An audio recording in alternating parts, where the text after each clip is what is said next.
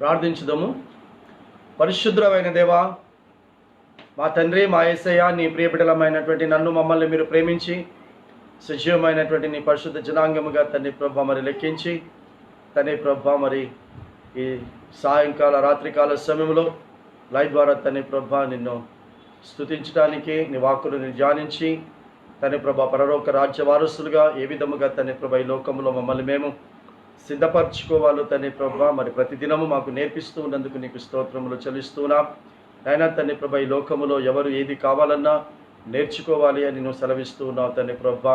మరి చదువుకు సంబంధించినటువంటి డాక్టర్ కావాలన్నా నేర్చుకోవాలి నాయన తండ్రి ప్రభా, లాయర్ కావాలన్నా నేర్చుకోవాలి, ఇంజనీర్ కావాలన్నా నేర్చుకోవాలి, అలాగే పరిశుద్ధులు కావాలన్నా నేర్చుకోవాలి, నీతిమంతులు కావాలన్నా నేర్చుకోవాలి, పరలోక వారసులు కావాలన్నా నేర్చుకోవాలి. గనక తండ్రి ప్రభా పరిశుద్ధాత్మను మీ యొద్దకు నేర్పించడానికి పంపిస్తూ ఉన్నాను గనక పరిశుద్ధాత్ముడు మీకు నేర్పించినప్పుడు మీరు నేర్చుకోనండి అని నువ్వు సెలవిస్తున్నావు.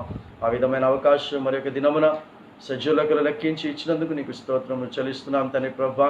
ఈ దినపరచలంతటిలో కూడా నీ కాపుదల, నీ భద్రతాక్షేమం అనుగ్రహించి తండ్రి ప్రభా ప్రయాణంలోను పరిచయలోను తండ్రి ప్రభా నీ ఆత్మ ద్వారా నీ కృప ద్వారా తండ్రి ప్రభా వాడుకొని క్షేమంగా తీసుకుని వచ్చినందుకు నీకు స్తోత్రం చెల్లిస్తున్నాం. నాయన నీ ప్రియ బిడ్డల్ని కూడా క్షేమంగా ఇంటికి తీసుకుని వచ్చినందుకు నీకు స్తోత్రం చెల్లిస్తున్నాం. బిడ్డలతో కూడా మీరు ఉండండి తండ్రి ప్రభా. ఏ దుష్టునికి సంబంధించినటువంటి గాలి ఎవరికి కూడా సోకకుండానట్లు, ఏ విధమైనటువంటి శారీరకమైనటువంటి మానసికమైనటువంటి బలహీనతలు దరిదాపులోనికి రాకుండా తండ్రి ప్రభా దుష్టుని కర నుంచి, నరుని కర నుంచి, విషపు చూపుల నుంచి నేను బిడ్డల్ని తప్పిస్తూ కంటి కృపలా కాపాడుకొని జరగవలసినటువంటి ప్రతిదీ కూడా నీ ఆత్మలో తండ్రి ప్రభా జరిగించుకొని మిమ్మల్ని మీరు మహిమ తెచ్చుకొని మరి ప్రార్థిస్తున్నాం. ఆయన ఈ దినమున జన్మదినములను జ్ఞాపకం చేసుకున్నటువంటి ప్రియ బిడ్డ తండ్రి ప్రభా బిడ్డలను బట్టి మీకు స్తోత్రం చెల్లిస్తున్నాం. వివాహ దినం జ్ఞాపకం చేసుకున్న బిడ్డలను బట్టి మీకు స్తోత్రములు చెల్లిస్తున్నాం తండ్రి ప్రభా. వారి నూతనమైనటువంటి సంవత్సరంలో మీరు ప్రవేశింపచేసినందుకు, నూతనమైనటువంటి కార్యాలను జరిగించి మీరు మహిమ పొందుకుందామని యేసుక్రీస్తు నామములో తండ్రి అతి వినయంగా బ్రతిమాడి వేడుకొంచున్నాము స్వామి. ఆమేన్. మహోన్నతుని స్తుతి కీర్తనలో నుంచి 237వ పాట పాడుతూ మనం ఈ యొక్క ఆరాధనను మనం ప్రారంభిస్తాం. పాట సంఖ్య 237, 237. యేసయ్యా నా దేవా నిన్ను మనసారా కొలుతూనయ్యా. అట్లా ఒక చిన్న గుర్తు. యేసయ్యా నా దేవా నిన్ను మనసారా కొలుతూనయ్యా. యేసయ్యా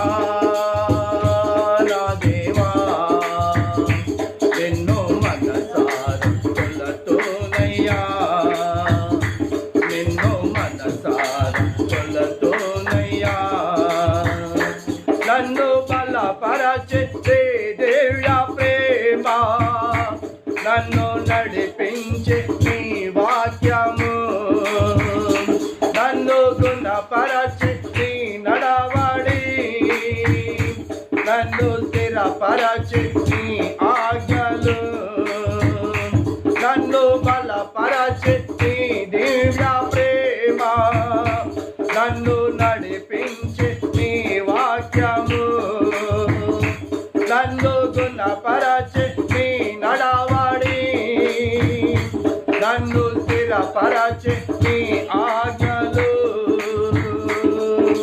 నీ ప్రేమ బంధం నాకు నిత్యానందం, నీ ప్రేమ బంధం నాకు నిత్యానందం. మనసార స్తుతింతును నిన్ను, మనసార స్తుతింతును. యేసయ్యా నా దేవా నిన్ను మనసార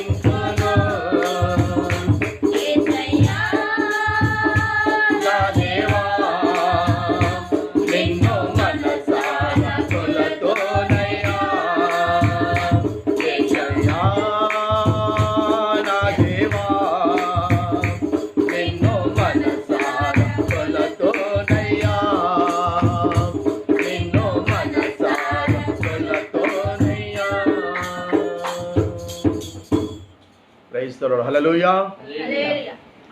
దేవుని యొక్క అతి పరిశుద్ధమైనటువంటి శక్తి కలిగినటువంటి ఉన్నతమైనటువంటి నామమునకు హృదయపూర్వకమైనటువంటి స్తుతులు స్తోత్రాలు చెల్లిస్తూ పరిశుద్ధ గ్రంథములో నుండి మనము గడిచిన దినాలలో యెషయా గ్రంథం 29వ అధ్యాయము 14వ వచనమును 15వ వచనమును, అదే విధముగా హోషేయ గ్రంథం 6వ అధ్యాయము 6వ వచనమును కూడా మనం ధ్యానించి ఉన్నాం. ఏంటి అని అంటే, ఒకటి, నేను మరలా జనుల ఎడల ఆశ్చర్య కార్యములను జరిగిస్తాను, బహు ఆశ్చర్య కార్యములను జరిగిస్తాను అని చెప్పాడు. మరి ఆశ్చర్యకార్యం అంటే మనము అది కేవలం దేవుడు మంచి చేస్తాడని, మేలు చేస్తాడని, ఏదో గొప్ప అద్భుతమైనటువంటి కార్యము నా పట్ల చేస్తాడని మనం అనుకుంటున్నాం. కానీ అక్కడ మరలా అన్న పదాన్ని ఉపయోగించాడు. మరలా ఆశ్చర్యము అని అంటే, పాపం పెరిగిపోయినప్పుడు, పాపం విస్తృతంగా రాజ్యము ఏలుతూ ఉన్నప్పుడు కూడా దేవుడు ఆశ్చర్యాన్ని చేశాడు.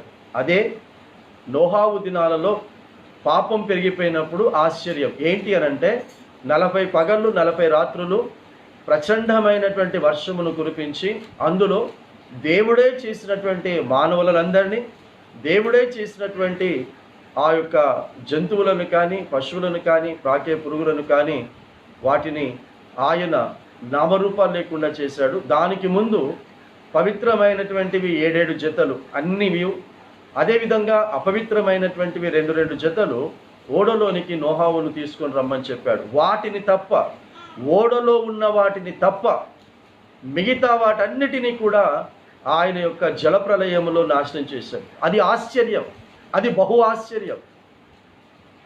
అక్కడ రాశాడు ఇంకో మాట కూడా, ఆ జనులు మేము జ్ఞానవంతులమని చెప్పుకునేటటువంటి జ్ఞానమును నేను వ్యర్థపరుస్తానని చెప్పాడు. అంతేకాకుండా బుద్ధిమంతులు అని చెప్పుకునేటటువంటి బుద్ధిని కూడా మరుగయ్యేటట్టు చేస్తానని చెప్పాడు.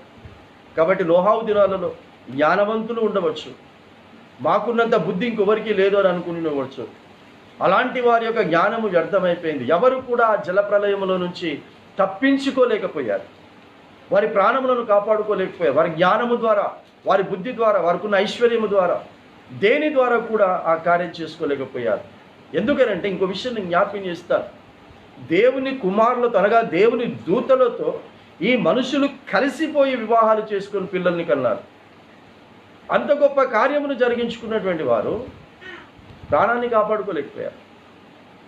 ఎందుకంటే దేవుడు ఏదైనా చేస్తే దాని నుంచి ఎవడు కూడా తప్పించుకోలేదు. అలాగే లోతు దినాలలో జరిగినటువంటిది కూడా ఆశ్చర్యమే. అక్కడ కూడా ఆ పట్టణంలో, సొదొమ గొమొర్రా అనే పట్టణంలో కూడా పాపం పెరిగిపోయింది. దానికి ఒక ఆశ్చర్యం చేశాడు. ఏం ఆశ్చర్యం చేశాడు? ఆకాశములో నుండి అగ్నిగంధకములను కురిపింపచేసి ఆ పట్టణంలో ఉన్న వారందరినీ కూడా కాల్చేశాడు. సమస్తం వారు సంపాదించుకున్న వాటిని కూడా కాల్చేశాడు. ఏమీ లేకుండా చేశాడు. కాబట్టి వారు సంపాదించిన సంపాదన పోయింది, వారు ఏది కూడా లేకుండా చేసేసాడు. మనుషులు లేకుండా, వారి పశువులు లేకుండా, గొడ్లు ఏమి కూడా లేకుండా ఆయన కాల్చేశాడు. కారణం ఏంటి? పాపం. అది కూడా ఆశ్చర్యమే, బహు ఆశ్చర్యం. ఆ సమయంలో కూడా సొదొమ గొమొర్రా పట్టణంలో ఉన్నటువంటి సమయంలో కూడా ఎవరి జ్ఞానము పనికి రాలేదు, ఎవరి బుద్ధి పనికి రాలేదు, ఎవరి ఐశ్వర్యము కూడా పనికి రాలేదు. ఎవరు దేనిని కూడా కాపాడుకోలేకపోయారు, వారికి వారు కూడా కాపాడుకోలేకపోయారు. సో ఈ విషయాలన్నిటినీ మనం జ్ఞాపకం చేస్తూ అది మరలా చేస్తారన్నాడు. ఈ 2020వ సంవత్సరంలో మనం చూస్తూ ఉన్నాం. అది ఎలాంటిది చూస్తున్నామంటే ఆశ్చర్యకరమైనటువంటి విషయాన్ని చూస్తున్నాం. ఏంటి ఆశ్చర్యకరమైనటువంటి విషయము? ఎవరికీ కనబడినటువంటి ఒక పురుగు అట, ఒక వైరస్ లాంటి ఒక పురుగు, అది మనిషిలోనికి ప్రవేశింపచేసి ఆ మనిషి లోపలికి వెళ్ళి ఊపిరితిత్తులను పాడు చేసి ఊపిరి ఆడకుండా చనిపోయేటట్టుగా చేస్తుంది. ఇది దేవుని ద్వారా కలిగినటువంటి ఆశ్చర్యం. దీనికి ఎవరి జ్ఞానము కూడా పనికి రాకుండా పోతా ఉంది, ఎవరి బుద్ధి కూడా పనికి రాకుండా పోతుంది, ఎవరి ఐశ్వర్యము కూడా పనికి రాకుండా పోతుంది. పేదవాడిని, గొప్పవాడిని, చదువున్నవాడిని, చదువులేని వాడిని ఎవరిని వదలడం లేదు. ఏం చేయాలో అర్థం కానటువంటి పరిస్థితిలో ఉన్నారు. దేవుడు పరిశుద్ధ గ్రంథంలో రాయించినట్టుగా జరుగుతుంది. ఇది పాపం పెరిగిపోతే అని నిన్నటి దినమున మనము జ్ఞాపకం చేసుకున్నటువంటి మాటలు. ఎందులో నుంచి మనం జ్ఞాపకం చేసుకుందాం? ఫిలిప్పీయులకు రాసిన పత్రిక 3వ అధ్యాయం 17వ వచనం నుండి చివరి వచనం వరకు మనం జ్ఞాపకం చేసుకుందాం. అందరూ కూడా సిలువలో యేసు ఎందుకు మరణించాడో ఆ విషయం తెలుసుకుని కూడా ఆ సిలువను గూర్చినటువంటి సువార్త విషయంలో శత్రువులైపోతూ ఉన్నారు. ఆదాము మొదలుకొని నేటి వరకు అందరూ కూడా విశ్వాసఘాతకులై భ్రష్టులైపోయి దేవునికి బాధను కలిగిస్తూ ఉన్నటువంటి సమయంలో తిరిగి దేవుని మీద కనికరమును చూపి ఆ యొక్క భ్రష్టత్వంలో నుంచి బయటికి రమ్మంచిన విషయం. ఈ విషయాలన్నీ కూడా మనం వింటూ ఈ రోజున మనం ధ్యానించబోయేటటువంటి విషయం కాస్త ఆలస్యమైంది. ఈ రోజున నేను మెదక్ ప్రాంతానికి వెళ్ళి ఆ గ్రామాలను దర్శించి రావటం ఇప్పుడే వచ్చాను. వస్తూనే కాస్త ఫ్రెష్ అప్ అయి నేను ఈ యొక్క వాక్యంలోనికి నేను వెళ్తూ ఉన్నాను. ఆలస్యమైనప్పటికీ క్లుప్తంగా నేను జ్ఞాపకం చేసి తిరిగి రేపటి దినమున మనము ఆ యొక్క కంటిన్యూషన్ మెసేజ్లోకి వెళ్దాం. ఈ రోజున రోమిలకు రాసినటువంటి పత్రిక 14వ అధ్యాయంలో ఆ కంటిన్యూషన్ మెసేజ్గా ఏం చెప్తాడో మీకు జ్ఞాపకం చేస్తాను, ఒకసారి వినండి. రోమిలకు రాసిన పత్రిక 14వ అధ్యాయంలో 5వ వచనమును ఒకసారి మనం చదువుదాం. 5వ వచనం, ఆ మిగతా పైనున్నవన్నీ కూడా రేపటి దినంలో మనం ధ్యానిస్తాం. 5వ వచనంలో నుంచి ఒకసారి చూద్దాం. ఒకడు ఒక దినము కంటే మరి ఒక దినము మంచి దినమని ఎంచుచూ ఉన్నాడు. అంటే ఈ దినం మంచిది కాదండి, రేపటి దినం మంచిదండి అని ఎంచుతూ ఉన్నాడు. అలా ఎంచటం తప్పు కాదు అని చెప్తున్నాడు. దినము మంచిది, ఏ దినము మంచిదో ఆలోచన చేస్తున్నాం. ఆ ఏ దినము మంచిదో అని ఆలోచన చేసి ఆ మంచి దినమునందు ఏదైనా ఒక మంచి కార్యం చేయాలనుకుంటూ ఉన్నాం. అందుకే ఇక్కడ చెప్తున్నటువంటి మాట చూడండి. 5వ వచనం, ఒకడు ఒక దినము కంటే మరి ఒక దినము మంచి దినమని ఎంచుచూ ఉన్నాడు, మరి ఒకడు ప్రతి దినమును సమానముగా ఎంచుచూ ఉన్నాడు.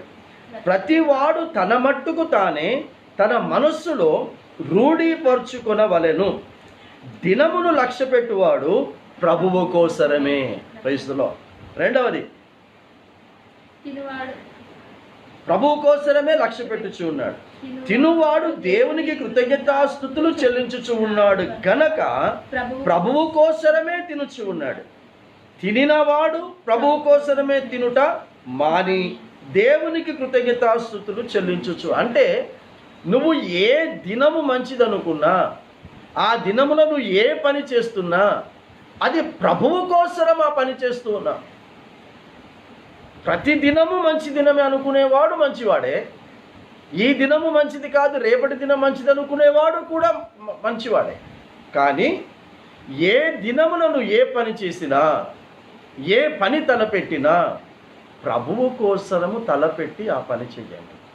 అంటే ప్రభువు కోసరము నేను పని చేస్తున్నానంటే దాని అర్థం పరిశుద్ధమైనటువంటి కార్యాలు చేస్తే ప్రభువు కోసం చేస్తున్నట్టు, అపవిత్రమైనటువంటి కార్యాలు చేస్తే సాతాను కొరకు చేస్తున్నట్టు. ఉదాహరణకి ఇదే పౌలు కొరింథీ సంఘానికి రాసినటువంటి మొదటి పత్రికలో 6వ అధ్యాయంలో ఏం చెప్తున్నాడో చూడండి, పక్కనే ఉంటుంది. కొరింథీ రాసిన మొదటి పత్రిక 6వ అధ్యాయంలో 9వ వచనం నుంచి చూడండి. అన్యాయస్తులు దేవుని రాజ్యమునకు వారసులు కారని మీకు తెలియదా? అంటే ప్రభువు కోసరము నేను చేస్తూ ఉన్నానంటే ఒక రోజున ప్రభువు నన్ను ఎక్కడికి చేర్చుకుంటాడు? తన రాజ్యములోనికి నన్ను చేర్చుకుంటాడు. సో తన రాజ్యములోనికి నన్ను చేర్చుకోవాలంటే నేను ఎవరి కొరకు పనిచేయాలి? ప్రభువు కొరకు నేను పనిచేయాలి. ప్రభువు కొరకు పనిచేస్తే ప్రభువు తన దగ్గరికి రాణించుకుంటాడు, తన రాజ్యంలోనికి రాణించుకుంటాడు. సో తన రాజ్యంలోనికి ఎవరు వారసులు కాదు, ఎవరు చేర్చబడరు? అన్యాయము చేసేవారు. సో నిన్న మొన్న మనం విన్నాం, ఎవరికి అన్యాయం చేసేవారు? దేవునికి అన్యాయం చేసేవారు. దేవుని యొక్క ఆత్మ మనలో ఉంచాడు కదా, ఈ ఆత్మకు ప్రతి ఒక్కరు అన్యాయం చేస్తున్నారు.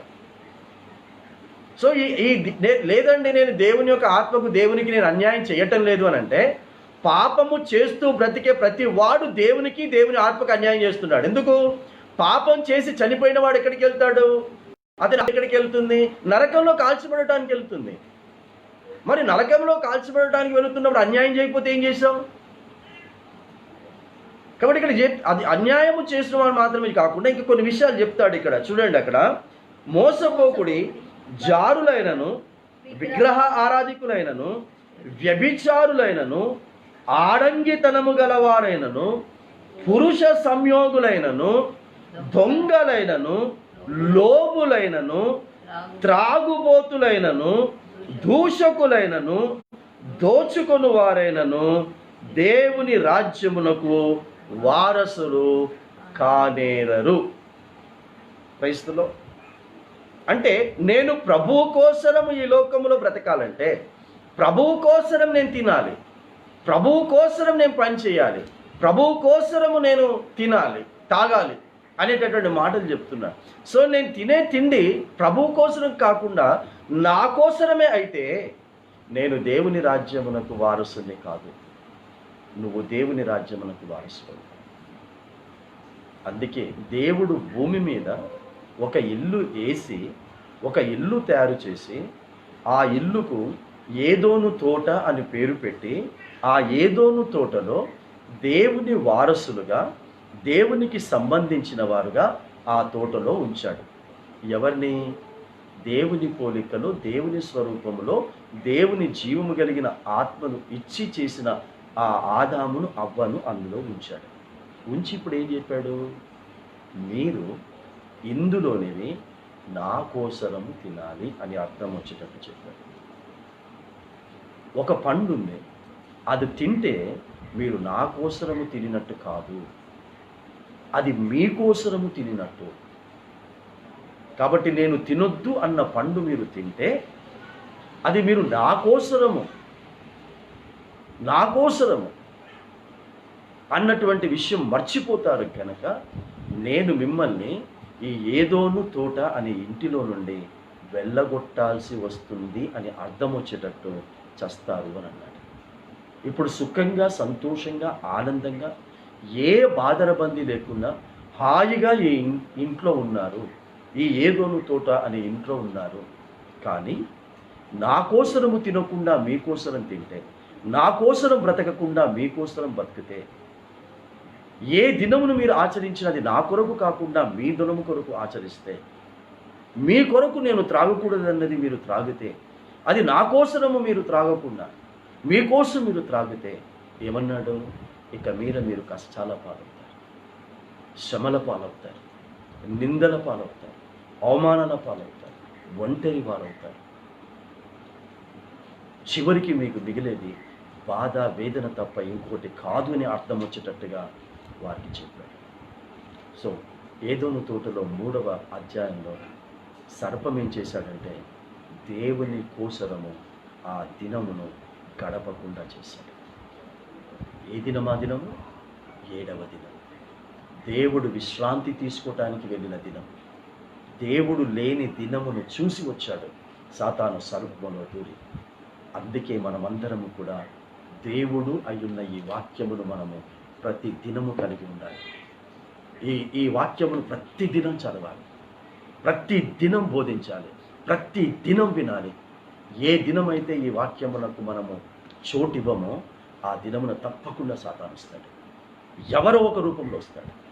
అది తల్లిదండ్రుల రూపంలో రావచ్చు, బిడ్డల రూపంలో రావచ్చు, బంధువుల రూపంలో రావచ్చు, స్నేహితుల రూపంలో రావచ్చు, సంఘస్థుల రూపంలో రావచ్చు, కాపర్ల సేవకుల రూపంలోనైనా రావచ్చు. ఎవరి రూపంలోనైనా వస్తాడు. ఈ వాక్యము మనము లేని దినమున, కాబట్టి 7వ దినమున దేవుడు విశ్రాంతి తీసుకోవడానికి వెళ్ళిన దినమున వాడు వచ్చాడు. ఆ దినము దేవుని కొరకు బ్రతకకుండా చేశాడు, దేవుని వాక్యమును ధ్యానించకుండా చేశాడు, దేవుని కోసరము తినకుండా చేశాడు, శాపానికి గురయ్యేటట్టు చేశాడు. నా ప్రియ బిడ్డలారా, 7వ మాసంలో మనం ప్రవేశించాం. ప్రతి దినం, ఏ దినమైనా సరే అది ప్రభువు కోసరమే ఈ లోకంలో బ్రతుకుదా.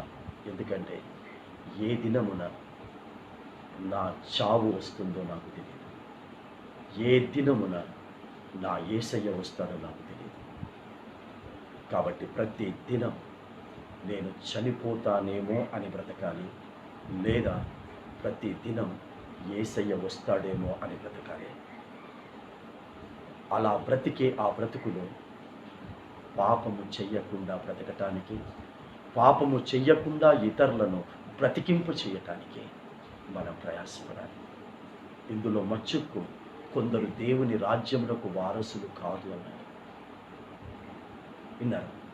దేవుడు నాకు ఇచ్చిన ఈ ఇంటికి నేను వారసునేమో, దేవుడు నాకు ఇచ్చిన ఆస్తికి నేను వారసునేమో, కానీ పరలోక రాజ్యానికి వారసుని కాకుండా సాతాను ప్రయత్నం చేస్తున్నాడు. ఏ విషయంలో? తాగుబోతులు అన్నాడు. నేను అనలేదు, ప్రతిరోజు చెప్తున్నాను. ఇది నా గ్రంథం కాదు, ఇది నేను రాయలేదు. ఈ కొరింథీయులకు రాసే పత్రిక నేను రాయలేదు, నువ్వు నమ్మిన పత్రిక, నువ్వు చదువుకుంటున్న పత్రిక. ఒకవేళ త్రాగుబోతులు దేవుని రాజ్యమునకు వారసులు కారు అన్న మాట నీకు నచ్చకపోతే ఈ బైబిల్ని చింపేయి, ఈ పేజీని చింపేయి. ఎందుకంటే ఇది చదివి వినిపిస్తున్న నన్ను అసహించుకుంటున్నావుగా, ఇది చదివి వినిపించిన నా మీద పగబట్టావుగా. మరి ఈ పేజీని కూడా అసహించుకో. దేవుడు రాయించాడు కదా, దేవుడిని కూడా అసహించుకో. కాబట్టి దేవుడు నీకు ఇచ్చిన ఆరోగ్యమునకు వారసుడు, దేవుడు నాకు ఇచ్చిన ఆస్తికి వారసుని, దేవుడు నాకు ఇచ్చిన ప్రతిదానికి వారసుని అనుకుంటున్నాం కదా. ఆ వారసత్వాన్ని అనుభవిస్తూ దేవుని రాజ్యమునకు వారసులు కండి. ఎవరవుతారు? తాగుబోతులు కాని వారవుతారు, అబద్ధము చెప్పని వారవుతారు, దూషకులు కాని వారవుతారు. నువ్వు దూషించేటప్పుడు అది మంచి పని కొరకు దూషించు, చెడు పని కొరకు దూషించకు. కాబట్టి నా బిడ్డ తప్పు చేస్తూ ఉంటుంటే ఆ బిడ్డను నేను దూషించాలి, ఆ బిడ్డ మీద నేను కోప్పడాలి. ఆ దూషణకు, ఆ కోపానికి తనను మంచిదానిగా, దేవునికి రాజ్యమునకు వారసురాలిగా చెయ్యడానికి నేను దూషించాలి తప్ప, తనను పాడు చేసి నేను సంపాదించుకున్న దానికి వారసురాలిని చేసి దేవుని రాజ్యమునకు వారసురాలిగా దూరం చేయకూడదు. అలా చేస్తే ఆ బిడ్డకు సాతాను రూపంలో నేనే ఉన్నాను. ఆ బిడ్డకు సాతాను ఎవడు కాదు, నేనే కన్న తండ్రిగా. ఇంకోటి కొత్తోడు వచ్చే అవసరం లేదు, ఆ బయటోడు వచ్చే అవసరం లేదు. కాబట్టి సాతాను ఎవరిలోనో దూరలేదు. ఈరోజు తల్లిదండ్రుల్లోనూ, బంధువుల్లో, స్నేహితుల్లో దూరాడు, సొంత వారిలో దూరాడు. దూడి వారినే సాతానుగా మార్చేసి ఇదిగో దేవుని రాజ్యమునకు హక్కుదారుగా కాకుండా చేస్తుంది.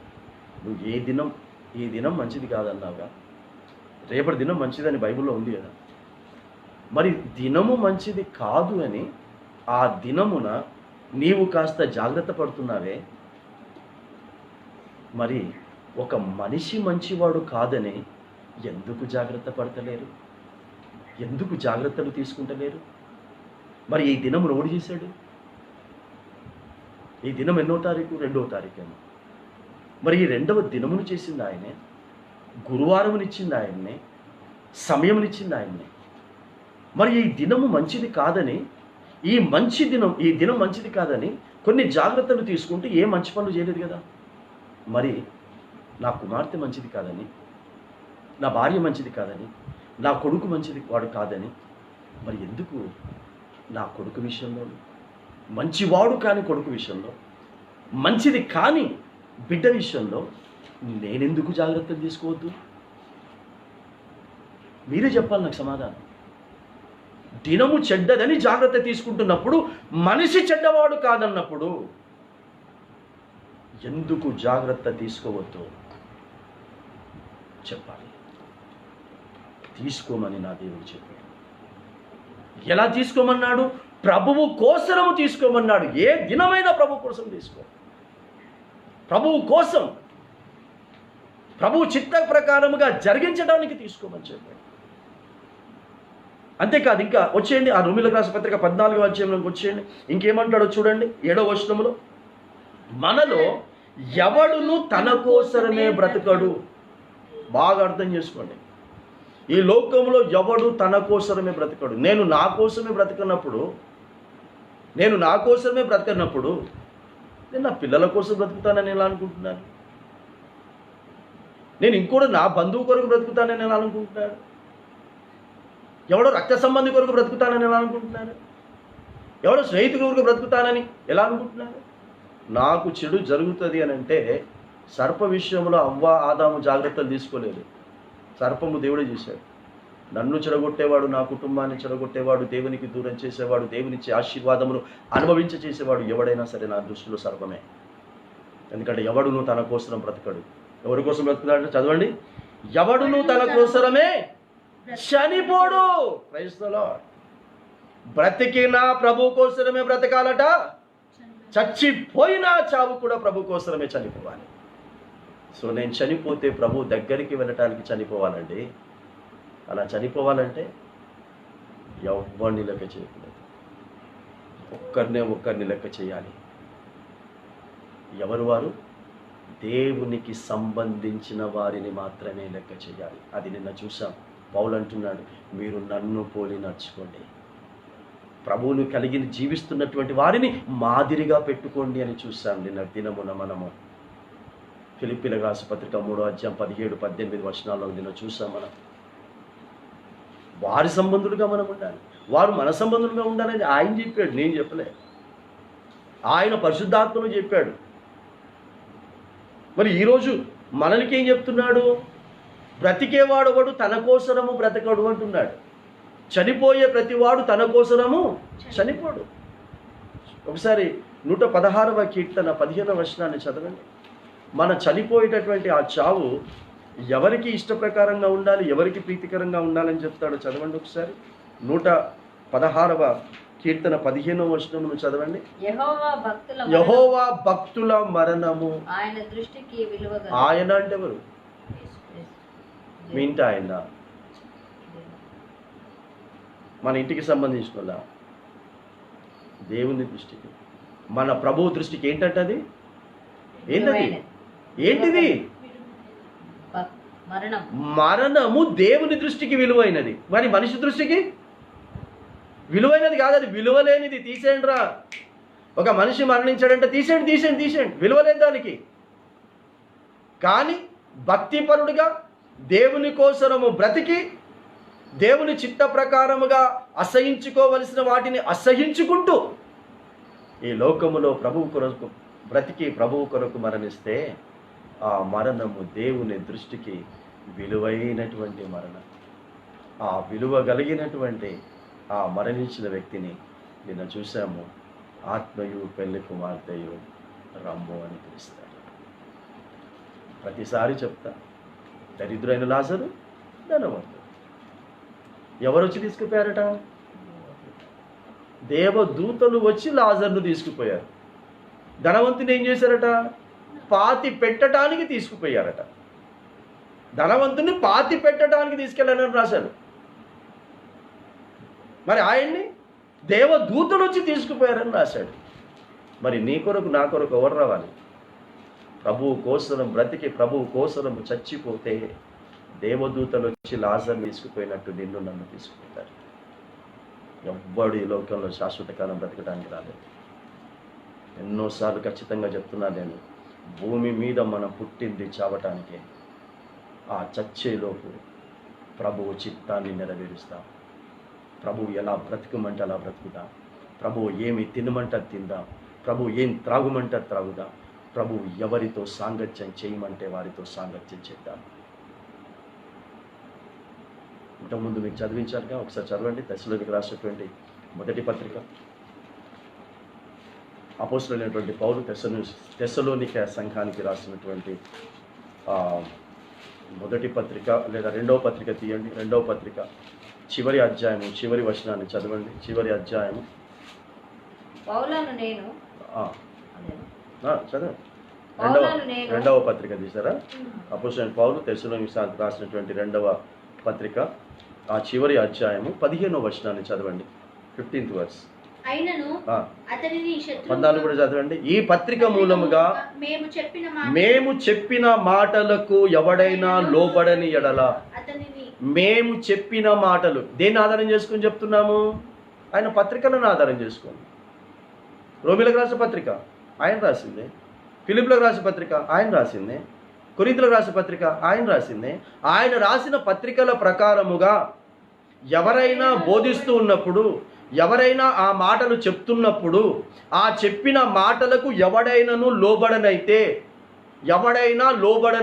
ఎవ్వడన్నా కానీ, పాల్ డేవిడ్ కానీ, ప్రిసిల్లా కానీ, ప్రీతి కానీ, విజయ కానీ, స్వర్ణ కానీ, చివరికి వరప్రసాద్ కానీ, ఎవడైనా కానీ, వాడు ఎవరైనా కానీ ఏం చేయమన్నట్టు వాళ్ళని అతనిని కనిపెట్టి అతడు సిగ్గుపడు నిమిత్తము అతనితో సాంగత్యము చేయకుము. Praise the lord. అతనితో సాంగత్యం చేయకు. There is no relation with him, with her, who is not obeying the word of God. ఈ పరిశుద్ధ గ్రంథ ప్రకారంగా ఎవ్వడు నీ చెప్పినా వినాల్సిందే. వినకపోతే you cut the relation with him, or else God will cut the relation with you. దేవుడు నీతో రిలేషన్ తెంపుకోవద్దంటే నిన్ను రిలేషన్ తెంపుకోమంటున్నాడు. ఇది నా మాటలు కాదు. ఇజ్రాయేలుకు మొదటి రాజు Saul. Saul is the first king for the Israelites. దేవుడు ఎప్పుడైతే సౌలుతో సంబంధాన్ని తెంచుకున్నాడో వెంటనే సమూయేలుకు చెప్తున్నాడు, సమూయేలు నువ్వు సౌలుతో సంబంధాన్ని తెంచుకోవాలన్నాడు. You must not visit him again అని ఖచ్చితంగా ప్రాఫెట్ సమూయేలుకు చెప్పాడు. ఆ దినము నుంచి సౌలును కలవటానికి సమూయేలు వెళ్ళలేదు. ఎందుకంటే దేవుని ఆజ్ఞ. ఎందుకు?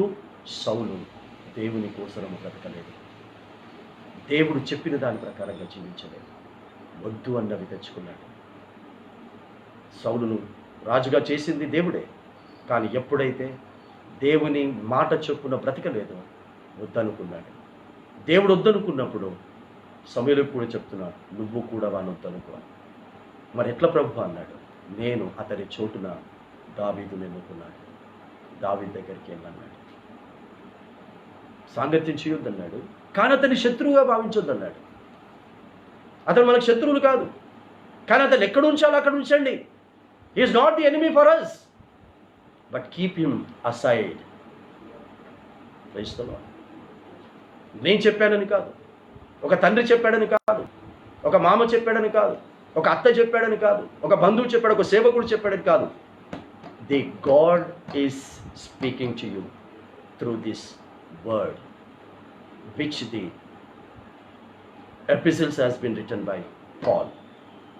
అందుకే అక్కడ అన్నాడు, పత్రికలు అన్నాడు. Can you read in English better? 14th verse, 2 Thessalonians, last chapter, 14th verse. And if any man obey not our word by his epistles. ఆయన రాసిన పత్రికల ద్వారా ఎవడైనా డిజోబే, ఎవడైనా లోబడకపోతే అని క్లియర్గా రాశాడుగా. సో ఎవరైనా అన్నప్పుడు ఎవరున్నారు బిడ్డ అందులో?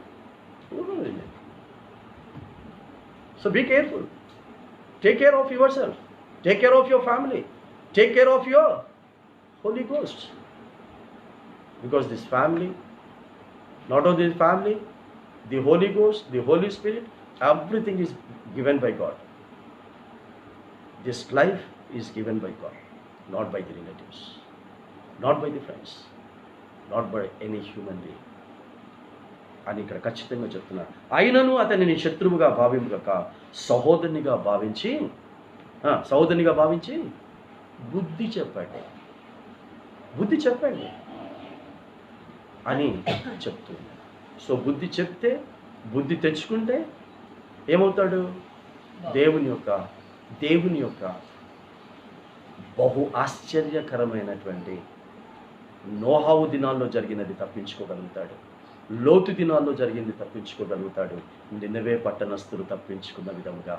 క్రైస్తవుల నినవే పట్టణస్థులకు నోహావుకు పట్టిన గతి, నోహావు దినాలలో పట్టిన గతిని పట్టిస్తానన్నాడు. లోతు దినాలలో పట్టించినటువంటి గతిని పట్టిస్తానన్నాడు. ఆ పట్టణం మొత్తం 40 రూపాయలు లెక్కలు చేస్తానన్నాడు. ఎలా చేస్తానన్నాడో మనకైతే బైబిల్లో రాయలేదు, కానీ ఒక అద్భుతమైన ఆశ్చర్యకరమైన విధంగా నాశనం చేస్తానన్నాడు. ఇలాగే ఆనాడు యోనాను పంపించాడు. ఈ రోజున నన్ను ఇక్కడ కూర్చోబెట్టి మాట్లాడుతున్న విధంగా ఆనాడు యోనాను పంపించాడు. యోనాను పంపించినప్పుడు ఇలాగే చెప్పాడు, దేవుడు పాడు చేస్తాడని చెప్పాడు, ఆశీర్వదిస్తాడని చెప్పలే. మీ పట్టణాన్ని పాడు చేస్తాడని చెప్పాడు, మీ పట్టణానికి దేవుడు నాశనం చేస్తాడని చెప్పాడు. మీ బ్రతుకులను మార్చుకోకపోతే దేవుని యొక్క ఉగ్రత మీ పట్టణం మీదకి, సమస్త మీదకి రాబోతుందని చెప్పాడు. What is they did? ఏం చేశారు వాళ్ళు? బ్రతుకులను సరి చేసుకున్నారు. ఉపవాసాలు ఉన్నందుకు దేవుడు ఉగ్రతను తీసేయలే, గోనపట్టం కట్టుకున్నందుకు, బూడిదలో కూర్చున్నందుకు దేవుని యొక్క ఉగ్రతను తీసేయలే. వారు పశ్చాత్తాపడి వారి బ్రతుకులను మార్చుకున్నందుకు అని రాశాడు. మనసు పెట్టి చదువుకోండి, 3వ అధ్యాయం చివరి వచనం చదువుకోండి. వారు తమ బ్రతుకులను సరిదిద్దుకున్నందుకు, బుద్ధి తెచ్చుకున్నందుకు దేవుడు వారి మీదకి కీడు రాకుండా చేశాడని చెప్తున్నాడు. కాబట్టి ఎవరు బ్రతికినా ఎవరి కొరకు బ్రతకాలి? మన కోసం కాదు, దేవుని కోసమని.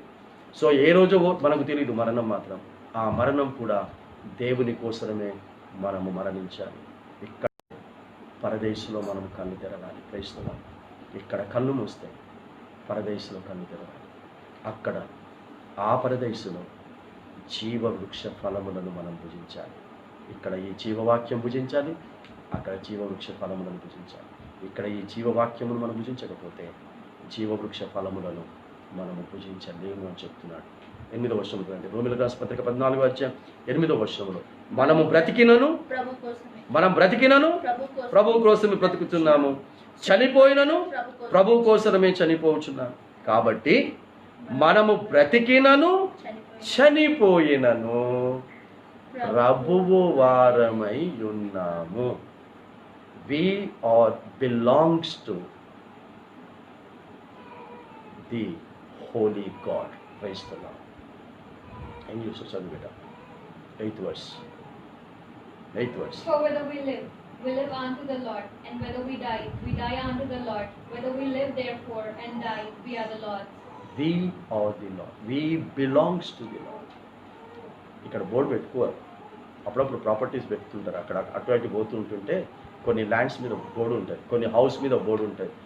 This land belongs to so and so, this house belongs to so and so అని ఉంటుంది. ఎందుకు రాసి పెడతాడు అంటే ఆ ఓనర్స్ అక్కడ ఉండరు కాబట్టి, ఆ ఇంటి ఓనర్స్ అక్కడ ఉండరు కాబట్టి, వారు లేని సమయంలో ఎవడైనా వచ్చి ఆక్యుపై చేసుకుంటారని అక్కడ this land belongs to so and so అని పెడతారు. This house belongs to so and so అని పెడతారు. అట్లాగే వి బిలాంగ్స్ టు ది లార్డ్. ప్రభు వారమై ఉన్నా, పరిశుద్ధ దేవుని వారమై ఉన్నాము. మరి నాకు రక్తం పై చూపించింది ఎవరమ్మా? లేట్ రేఖం ప్రభాకర్. నాకు పేగులు పంచిచ్చింది లేట్ రేఖం పుష్పమ్మ. నాకు చెప్పలే you belongs to Rekham Prabhakar, you belongs to Rekham Pushpamma అని చెప్పలే. నాకు వైఫ్ని ఇచ్చాడు, ప్రమాణం చేశాడు. వైఫ్తో ప్రమాణం చేయించాడు అయ్యగారు చర్చ్లో. మరణం వరకు మాత్రమే అని ప్రమాణం చేయించాడు. సో మరణం అయిపోయేంత వరకు నేను నా భార్య కొరకు బ్రతకాలి, కరెక్టే. కానీ భార్య చెప్పే ప్రతిదీ ప్రభువు కొరకు అయితే చెయ్యాలి. నేను ప్రభువు వాక్య ప్రకారంగా పలానా పని చెయ్యు, పలానా చోటుకి వెళ్ళు, పలానా వ్యక్తులతో సాంగత్యం చెయ్యి అని ప్రభువు వాక్యమునకు సంబంధించిన విధంగా నా భార్య చెప్పింది అనుకో, ఎస్ అది ప్రభువు కొరకు కాబట్టి నేను నా భార్య కొరకు బ్రతుకుతాను. అది ప్రభువు కొరకు కాకుండా నా భార్య చెప్పింది చేశాను అనుకో, మరణం పేరు మీద ఆ బోర్డు తీసేస్తాడు దేవుడు. I belongs to lord, Holi God. ఆ బోర్డు పోయింది. ఎందుకు? నువ్వు నీ భార్య కొరకు బ్రతికావు బాబు. నేను నీకేం చెప్పా? నా కోసం బ్రతుకుమన్నా. ఎవ్వరి కొరకు నేను పని చేసినా ఆ పని దేవునికి సంబంధించినదై ఉండాలి. అంటే నా భార్యకు 4 మెతుకులు నేను బయట సంపాదించుకొని వస్తే, 4 రాళ్ళు నేను సంపాదించుకొని వస్తే, 4 రాళ్ళంటే రాళ్ళు అనుకునేది, 4 పైసలు నేను సంపాదించుకొని వస్తే అవి పరిశుద్ధ గ్రంథ లేఖనముల ప్రకారంగా అయి ఉండాలి. విన్నారా? వాక్యానికి వ్యతిరేకంగా ఒక్క పైసా సొమ్ము కూడా నేను నా ఇంటికి తెచ్చి నా భార్య పిల్లలకు పెడితే అది దేవుని కోసం వాడిని పోషిస్తున్నట్టు కాదు. ఎట్లాగూ నేను అక్కడ జవాబు చెప్పాలి. ఆ తెచ్చిన వాక్యానికి వ్యతిరేకంగా తెచ్చిన పైసకు నేను ఎట్లాగ అక్కడ జవాబు చెప్పాలి. విన్నారా? కానీ దానికి ముందు అది వాక్యానికి వ్యతిరేకమైంది కాబట్టి అది సాతానుకు సంబంధించినది అవుతుంది. ఆ మరణము నన్ను పరలోక రాజ్యానికి తీసుకెళ్ళదు, పరలోక వారసునికి తీసుకెళ్ళదు. సో కష్టపడి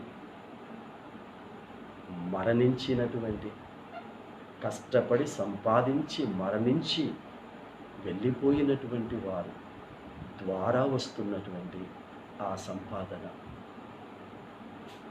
ఏమి తినటానికి ఖర్చు పెడుతున్నారు, ఏమి త్రాగటానికి ఖర్చు పెడుతున్నారు, ఏమి తినటానికి మీ చేతితో ఇస్తున్నారు, ఏమి త్రాగటానికి మీ చేతితో ఇస్తున్నారు, మీరే ప్రశ్న వేసుకోండి. తల్లులారా, తండ్రులారా, అమ్మలారా, అయ్యలారా.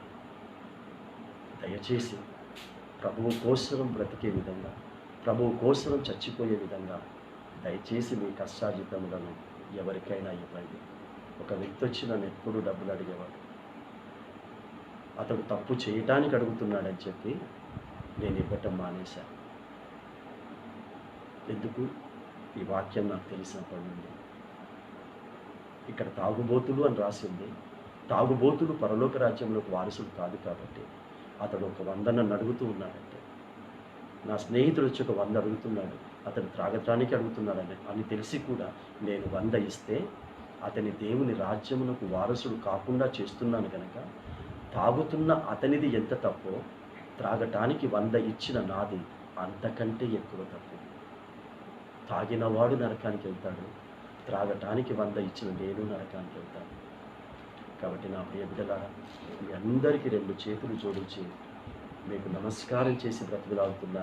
నిన్న పౌలు అన్నాడు, ఏడుస్తూ చెప్తున్నాను మీకు అని అన్నాడు. నేను ఏడుస్తూ చెప్పేంత అంత గొప్ప యోగ్యత నాకు లేదు పౌలులాగా. కానీ 2 చేతులు జోడించి మీకు మొదలుపెడుతున్నాను, మీకు విన్నవించుకుంటున్నాను, మీరు రిక్వెస్ట్ చేస్తున్నాను. మీరు తీసుకునే పైసా, మీరు ఇచ్చే పైసా మంచి కొరకు చేయండి, మంచి కొరకు ఇవ్వండి. చెడు చేయటానికి అని కనుక నీకు తెలిస్తే యూ స్టాప్ గివింగ్. వాడు ఏమనుకున్నా సరే, వాళ్ళు ఏమనుకున్నా సరే, ఇది మాత్రం మీరు గుర్తుపెట్టుకోండి. ఒక మాట మీకు చదివించి రేపు కంటిన్యూషన్ మెసేజ్ ఇవే మనం మేము ధ్యానిస్తాం. 6వ అధ్యాయం, అదే రోమిలకు రాసిన పత్రిక 6వ అధ్యాయం 10వ వచనం 11వ వచనం చదవండి ఎవరైనా. 6వ అధ్యాయం 10, 11. ఎందుకంటే ఇప్పటిదాకా మనం ఎవరి కోసం మనం బ్రతుకుతున్నాం? ప్రభు కోసం. ఎవరి కోసం చనిపోతున్నాం? ప్రభు కోసం. సో ప్రభు కోసం చనిపోయినప్పుడు, ప్రభు కోసం బ్రతుకుతున్నప్పుడు మనం ఎవరి ప్రాపర్టీ? ఆయన ప్రాపర్టీ, ప్రభువుకు సంబంధించినటువంటి. సో ఇక్కడ కూడా చెప్తాడు, 6వ అధ్యాయంలో కూడా చెప్తాడు 10, 11. ఏలైనగా ఆయన చనిపోవుట చూడగా, ఎవరు చనిపోవుట? యేసు చనిపోవుట చూడగా పాపం విషయమై ఒక్కమారే చనిపోయాడు. యేసు మాత్రమే కాదు, యేసు తర్వాత ఎవరు చనిపోయినా కూడా ఒక్కమారే చనిపోయాడు. కానీ ఆయన జీవించుట చూడగా దేవుని విషయమై జీవించుచూ ఉన్నాడు. ఈ టెస్ట్ మని సంపాదించుకున్నా, ఈ సాక్ష్యాన్ని సంపాదించుకున్నా, వాడు జీవిస్తున్నది చూస్తూ ఉంటే మాత్రము దేవుని కొరకే జీవిస్తూ ఉన్నాడని మాకు తెలుస్తూ ఉందని ఒకటి చెప్పాలమ్మా, ఒకడు అనాలమ్మా. నువ్వు తిండి తింటున్నావంటే బా దేవుని కొరకు తింటున్నాడండి, నువ్వు పడుకుంటున్నావంటే దేవుని కొరకు పడుకుంటున్నాడండి. పొద్దున్న 7 గంటలకు లేచి వెళ్ళారు. ఇప్పుడు దాదాపు 15 రోజుల తర్వాత వచ్చారా, 20 రోజుల తర్వాత వచ్చింది. నా కోడలు, నా మన్మరాలు ఇంటికి వచ్చారు ఈరోజు. విన్నారా? వచ్చాను, సరాసరి బాత్రూంలోకి వెళ్ళాను, స్నానం చేశాను, ఫ్రెష్ అయ్యాను, ఇక్కడ కూర్చున్నాను. కనీసం నా ఇంటికి మన్మరాలు 15 రోజుల తర్వాత వచ్చిందని నేను కనీసం చేతిలో కూడా తీసుకోలేదు. కనీసం తను మనస్ఫూర్తి వచ్చి ఉంటాడు. ఎందుకు? ఫస్ట్ తననిచ్చిన దేవుడు నాకు ముఖ్యం. క్రైస్తవం దీనికి నేను ప్రాధాన్యత ఇస్తే ప్రతి పరిస్థితిలో కూడా నా మన్మనాన్ని, నా కుటుంబాన్ని, నా పరిచర్య ద్వారా ఇచ్చిన కుటుంబాలను ఎవరినైనా దేవుడు కాపాడుకుంటాడు, పోషించుకుంటాడు, సమస్తమును సమకూరుస్తాడు. చెప్పేవాడిగా మాత్రమే ఉండకూడదు, చెప్తున్నది చేసి చూపించేవాడిగా, మాదిరిగా ఉండాలి. వారు అర్థం చేసుకుంటారు, అర్థం చేసుకుని వారు అర్థం చేసుకోవచ్చు. కానీ అర్థం చేసుకోవాలి, మనుషులు ఏమనుకుంటున్నారన్న దాని కొరకు కాదు మనము బ్రతుకుతూ ఉన్నదన్న విషయం జ్ఞాపకం చేస్తూ ఉన్నాను. ఒక్క మారే చనిపోయింది, కానీ ఆయన జీవించుతూ చూడగా దేవుని విషయమే జీవించుతున్నాడు. అట్టువలే మీరును పాపము విషయమై మృతులుగాను, దేవుని విషయమై క్రీస్తు యేసునందు సజీవులుగాను మిమ్మును మీరే ఎంచుకొనుడి. ఎవరు నిన్ను ఏ విధంగా ఎంచితే నీకెందుకు? నిన్ను నీవు ఎంచుకో. ప్రభువైనటువంటి యేసుక్రీస్తు కొరకు మాత్రమే, ఆయన చెప్పిన దాని కొరకు మాత్రమే నేను జీవించుచు ఉన్నావని ఎంచుకొని దాని కొరకు మీరు జీవించాలి. రైసులో ఉప్పు, షుగర్ కాస్త అటు ఇటుగా ఒకేలాగా ఉంటాయి అనుకున్నా. ఎందుకంటే ఒకసారి నా వల్ల తప్పు జరిగింది. పొరపాటు జరిగింది. మా ఆవిడ గారి ఎన్నిసార్లు చెప్తాను, దాని మీద ఏమన్నా రాసి స్టిక్కర్ వేసి పెట్టమ్మా అని. ఎందుకంటే ఆవిడ గారు పొద్దున్నే లేచి స్కూల్కి వెళ్ళిపోతుంది, పని చేసుకొని పోతుంది. కొన్నిసార్లు ఆవిడ చేసినవి మాకు నచ్చక ఎప్పుడన్నా ఆమ్లెట్ వేసుకోవాలనిపిస్తుంది. సో అట్లా ఒకరోజు ఆమ్లెట్ వేసుకోవాలనిపించింది. హడావుడిగా మళ్ళీ నేను పరిసరికి వెళ్ళాను. 2 పక్కనే పెట్టింది, 2 తెల్లగానే ఉన్నాయి. సరే అని ఉప్పు తీసి మంచిగా ఆ ఆమ్లెట్ కొట్టేసుకుందామని టక్క కొట్టిన, గుడ్డు వరగొట్టి ఉప్పు వేసుకొని ఇలా ఉప్పు పసుపు కారం వేసుకొని అది తినటానికి స్టార్ట్ చేసేసరికి ఎంత తీయగుందో. ఏంద్ర తీయగుందా అంటే ఉప్పు వేసే బదులు చక్కెర వేశారు. ఏంద్ర అంటే 2 తెల్లగుంది. విన్నారా? ఏంది? ఎంచుకో, ఏది దేనికో ఎంచుకో. ఒక చిన్న పొరపాటు చూడండి, 2 తెల్లగానే ఉన్నాయి, కాస్త అటు ఇటుగా సేమ్ సైజులో ఉన్నాయి. హడావుల్లో ఏం చేశారు? ఉప్పు ఎంచుకోవాల్సింది పోయి నేను చక్కెరను ఎంచేసుకున్నాను, నాకు తెలీదు. అలాగే ఈరోజు నా ప్రియ బిడ్డలారా, ఏ మనుషులను ఎంచుకుంటావో నీకు వదిలేస్తున్నాడు. ఎలాంటి మనస్తత్వం కలిగిన మనుషులను ఎంచుకుంటావో నీకే వదిలేస్తున్నాడు. నేను ఏ చిన్న ఎగ్జాంపుల్ నా జీవితంలో జరిగిన ఆత్మికమైనటువంటి అర్థం వచ్చేటట్టు చెప్తాను. కాబట్టి మిమ్మల్ని మీరే ఎంచుకోండి. ఎవరి కొరకు బ్రతుకుతున్నారు, ఎవరి కొరకు చనిపోతున్నారు. కాబట్టి మనం బ్రతికిన ప్రభువు కోసమే, చనిపోయిన ప్రభువు కోసమే. ఈ వర్తమానం రహస్య రాకడలో ఏ విధమైనటువంటి సిద్ధపాటు కలిగి ఉండాలి అనుకున్న నా మాటలను సిద్ధపరచుకొని నా వైపు తిరిగి అన్నాడు. సో ఇవి ఆయన మాటలు. ఈ మాటలను మనం సిద్ధపరచుకొని ఆయన వైపుకు మనం తిరుగుదాం. ఆయన వైపుకు మనం తిరిగినప్పుడు ఒక్కొక్క వాగ్దానం నీకు ఇవ్వాల్సిన అవసరం లేదు. ఆయన వైపుకు తిరిగితే పరిశుద్ధ గ్రంథంలో ఉన్న వాగ్దానాలన్నీ కూడా నీవే, నీ కుటుంబానివే, నావే, నా కుటుంబానివే. ఈ కొద్ది మాటలు దేవుడి గురించి ఆశీర్వదించి కాచి కాపాడి సంరక్షించి నడిపించును కాక. ప్రయత్నిస్తున్నాం. పరిశుద్ధమైన దేవా మా తండ్రి, నీ ప్రియ బిడ్డలుగా నన్ను మమ్మల్ని మీరు ప్రేమించి నేను ఆలస్యమైన నీ ప్రియ బిడ్డలు లైవ్లో ఓపికతో తండ్రి ప్రభువా నాయన ఈ వాక్యములను విన్నవారిని, ఆ తర్వాత కూడా వినటానికి సిద్ధపడే వారిని, ఇక్కడ కూడా తండ్రి ప్రభు ప్రత్యక్షంగా కూర్చుని విన్నవారిని ప్రతి ఒక్కరిని కూడా నేను ఈ సమయంలో మీరు జ్ఞాపకం చేసుకుని ఉన్నాం. నాయన తండ్రి ప్రభు మా పౌరస్థితి ఇక్కడ లేదు, మా పౌరస్థితి పరలోకమందు ఉందని నాయన నిన్నటి దినమున వెలుగుల రాసపత్రిక 3వ అధ్యాయం 20వ వచనం నుంచి సావాసకులమైన అందరితో మాట్లాడావు.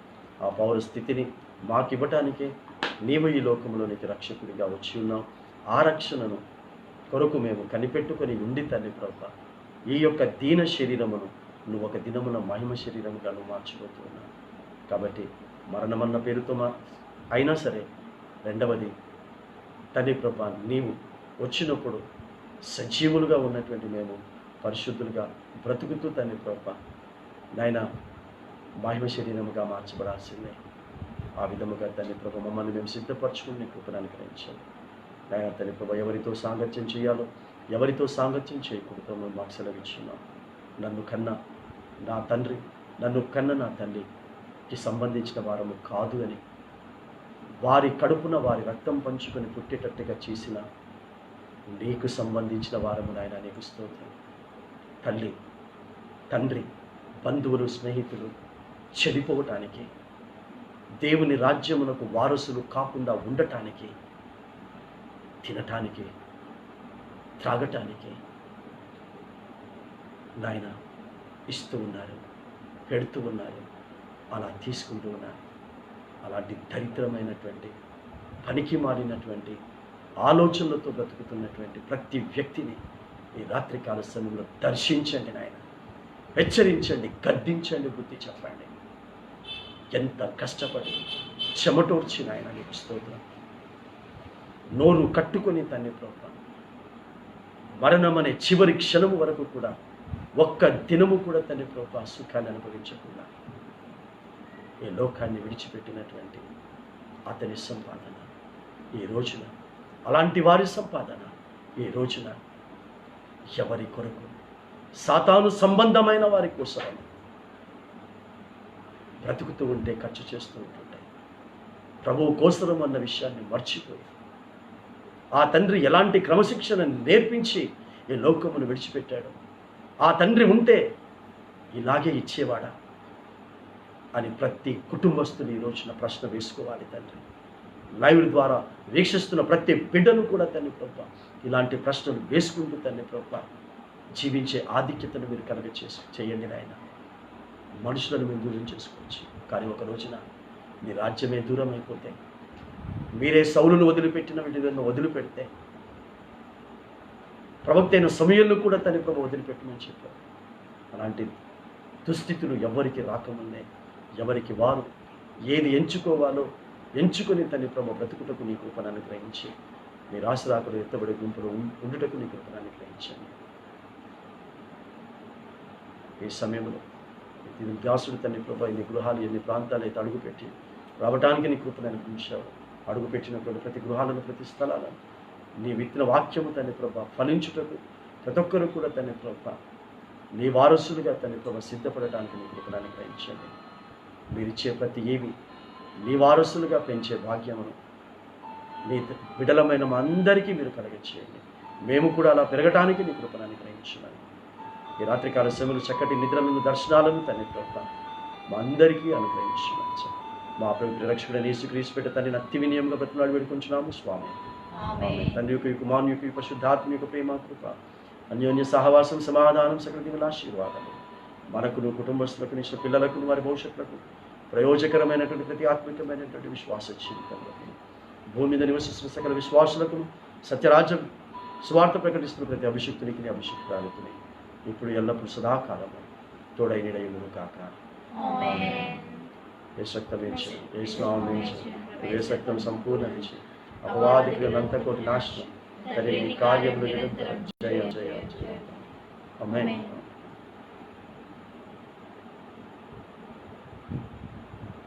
ప్రైజ్ లార్డ్ అండి. అందరికీ వందనాలు. God bless you all. అమ్మ ప్రైజ్ లార్డ్ అండి. Praise lord. Good night.